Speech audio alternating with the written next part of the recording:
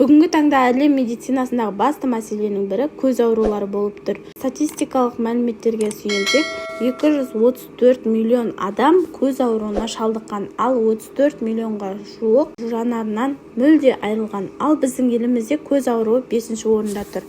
Оның ішінде мектеп оқушылары 40% миопияға, яғни алыстан көрмейтін ауруға шалдыққан.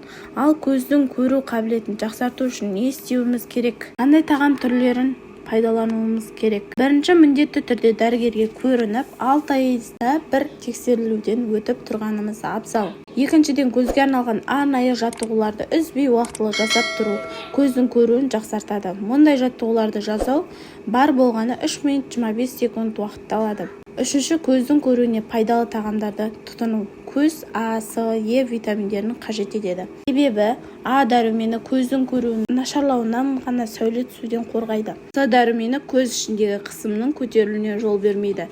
Е дәрумені катарактыға қарсы күреседі. Бұл витаминдер қандай тағам түрлерінде бар, қандай тағам түрлерін тұтынғанымыз абзал. Балық пен теңіз өнімдері, скумбрия, майшабақ, қызыл балық, балықтың құрамында көз торы мен көз алмасының шырышты қабығын қорғайтын омега-3 шалақ қаныққан май қышқылдары мол. Е дәрумен мол жаңғақ түрлері, яғни бадам, пісте, орман жаңғағы, грек жаңғағы, жер жаңғағы, мендал, көз торын ультракүлгін сәулесінің зиянды әсерінен қорғайтын антиоксиданттың қайнар көзі.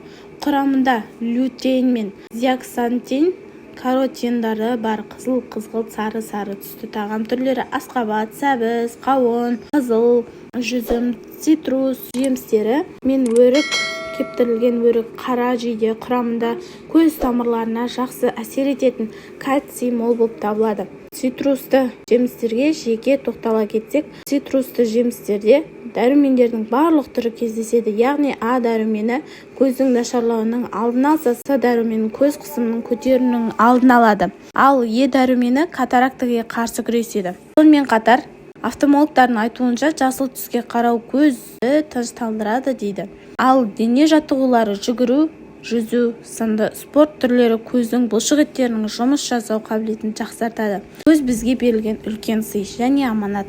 Сондықтан жанарымызды сақтайық. Менің каналыма тіркеліп, лайк басып қолдап кетіңіздер. Рахмет. Керекті ақпараттар салып отыратын боламын.